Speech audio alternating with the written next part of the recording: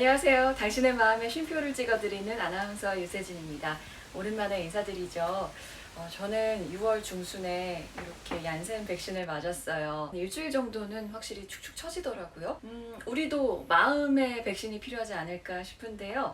오늘은 좋은 상담사 고르는 법으로 진행해 볼게요. 상담사 추천, 상담센터를 추천해달라는 의뢰가 많이 들어와요. 한 번에 오늘 좀 정리를 해볼까 하는데요. 먼저 상담을 어떤 문제로 받고 싶으세요? 우울해서 공부에 집중을 할 수가 없다. 요즘 직장에서 상사와의 관계가 순탄치 않아서 스트레스가 많이 쌓인다. 그 문제에 따라서 상담이 장기적으로 가야 할지 단기적으로 가야 할지 상담 기간도 정해질 수 있고요. 어떤 상담 접근법을 사용하는 게 적절할지도, 또 어떻게 목표와 전략을 설정할지도 달라지거든요. 가장 단순하게는 한 10회에서 15회기, 20회기 정도로 받을 것인지, 몇 년에 걸쳐서 받을 생각인지 이런 걸 정하고 가시는 게 좋을 것 같아요. 그리고 말로 풀어서 설명하면서 진행하는 언어적인 방식도 있고, 또 미술 치료라든가 연극적인 방식을 활용한다든가 심리검사를 많이 활용한다든가 비언어적 방식을 활용하는 경우도 많은데, 물론 이 두 가지를 같이 늘 통합해서 쓰기는 하지만 무엇이 더 핵심적인가에 따라서도 상담 방식이 달라져요. 하지만 상담사가 보기에 나는 단기적으로 생각했었는데 장기적인 게 더 좋다고 권유를 해드릴 수 있거든요. 이걸 꼭 해야 돼 라는 고집보다는 이런 쪽이 좋지 않을까라고 생각을 해보시고 그 생각을 상담사와 나눠보시는 걸 추천을 드려요. 두 번째로 상담사와 개인적인 호흡이 맞아야겠죠. 케미라고도 할 수 있는데, 상담사의 성별이 어떠면 좋을지, 남자가 좋을지 여자가 좋을지, 또 연령대는 어떠면 좋을지, 뭔가 결혼을 하고 자녀가 있는 아주머니나 아저씨유의 느낌을 주는 분이 좋을지, 젊은 사람이 좋을지, 또 성격적인 부분도 생각해 볼 수 있겠죠. 좀 차분하고 따뜻한 느낌이 좋을지, 냉철하고 분석적인 느낌이 좋을지, 어떤 이미지를 풍기는 상담사가 좋을지 외향적인 부분도 상상해 보시면 좋겠어요. 그런 부분을 상담 초기에 내가 이러이러해서 이런 특성의 상담을 선호하게 됐다라는 부분을 나눠주셔도 그게 상담에 유익한 정보로 작용할 수 있거든요. 그런데 제가 상담을 받아봤던 경험상으로도 어떤 유형의 상담사를 선호한다고 해서 그걸 고집하다가 그게 마치 동전의 양면처럼 다른 단점과 다른 특징을 가지기도 하거든요. 예를 들어 제가 형제 관계에서 첫째거든요.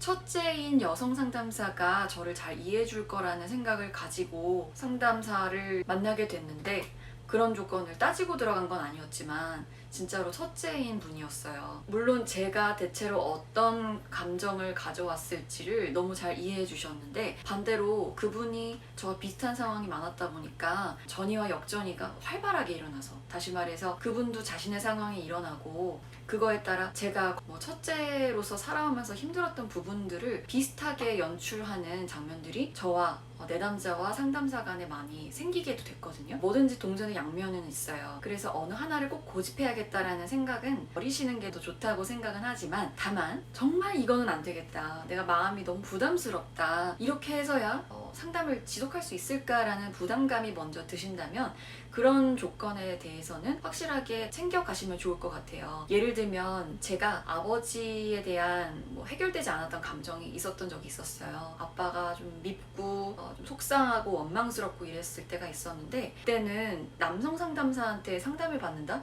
상상이 안 됐거든요. 근데 그 아버지에 대한 이슈가 좀 해결이 되면서는 남성과의 관계에 대해서도 부담감이 덜해지고 해서 이후에는 괜찮아졌어요.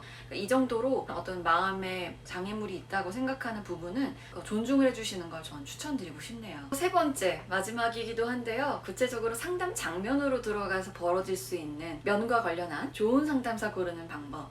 일단 여러분이 보시기에 인격적으로 괜찮은 사람인가에 대한 느낌이 아주 중요합니다. 처음 만나는 사람이고 내가 어디서도 얘기해보지 않았던 일을 털어놓는데 뭔가 경기심이 있고 좀 공격적인 것 같기도 하고 따지려 들고 하는 것 같고 꼰대처럼 인생은 이런 것이다 가르치려 드는 듯한 느낌이 드는 상담사라면 우호적이고 친밀한 관계를 맺어서 얘기하기 어려웠던 부분을 털어놓기가 쉽지 않을 수도 있겠죠. 그래서 처음에 잘 맞아주고 내가 이러저러한 부분에서 좀 어색하고 불편한 점이 있는데 그런 걸 해결해 주려고 하는 의지를 보이고 친절하게 응대를 해주는지, 그게 생각보다 중요합니다. 칼 로저스가 인간중심 상담에서 계속해서 강조하는 적극적 경청이라든가 진실성이라든가 그 여러 가지 상담사에게 필요한 자질을 일과라는 특징이기도 하거든요. 인간에 대한 존중이라는 거죠. 이 존중이 기반이 되지 않으면 상담은 인간에 대한 존중에서 우러나오는 상담사의 자질을 통해서 이어지기도 하기 때문에 그 면을 보시는 것도 좋을 것 같아요. 이렇게 전문적인 상담의 용어로 설명하지 않아도 이 사람이 인간적이어 보이나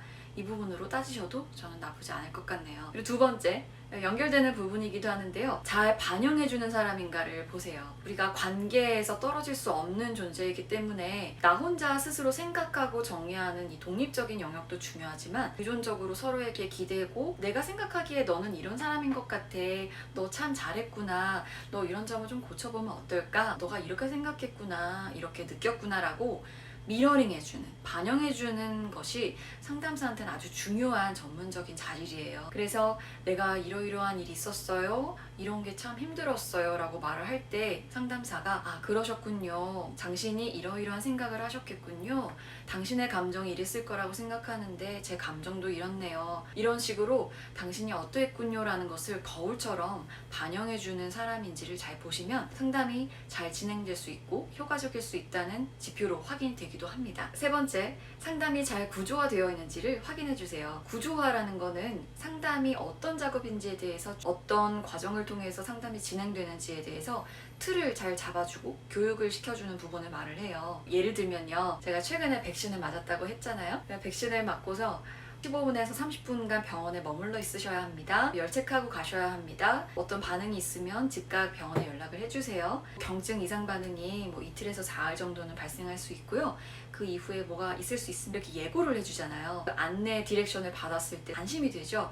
그리고 앞으로 어떠어떠한 과정이 있을 것인지를 예측할 수 있습니다. 이런 식으로 주 1회 50분씩 진행이 되고요.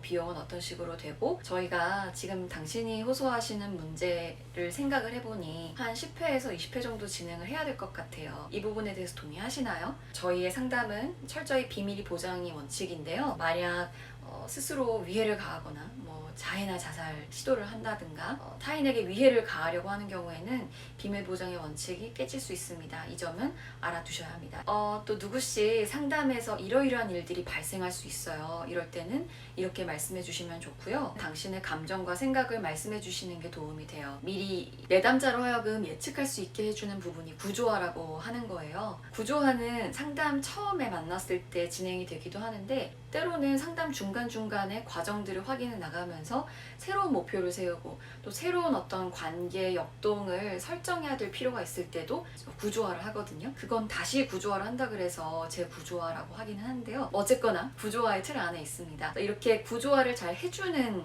절차를 밟는지도 살펴보셔야 합니다. 이게 왜 중요하냐면요. 안 그러면 상담이 수다로 갈 수 있어요. 수다 상대로 상담사를 생각하고 오시는 경우도 없지 않아 있어요. 하지만 상담을 철저히 시간과 공간을 분리해서 상담사가 자신의 자질을 활용해서 내담자분을 도와드리는 전략적인 행위이기 때문에 목표가 있지 않으면 어정쩡한 관계로 가기 쉽습니다. 그래서 아까 맨 처음에 말씀드렸던 상담에 대해서 기대하는 부분들을 좀 정해놓고 가시는 게 어느 정도는 도움이 된다고 말씀드릴 수 있고요. 그게 아니고 그냥 유야무야 흘러간다면 이건 내담자에게도 상담자에게도 좋지 않기 때문에 어떤 면에서는 마냥 비용만 쓰게 되는 일이 될 수도 있기 때문에 이 점을 유의하셨으면 좋겠네요. 그리고 마지막입니다. 상담사의 소속 학회를 살펴보셨으면 좋겠어요. 상담사 자격증을 발급하는 곳이 너무 많고 아직은 심리상담사가 국가 공인 자격으로 되어 있지 않기 때문에 정말 상담에 대해서 전문적으로 임상적으로 경험을 쌓아온 사람들에 대해서는 현재로서는 주요한 몇 가지 학회들에서 인정하는 상담 자격증이 상담사의 자질을 그래도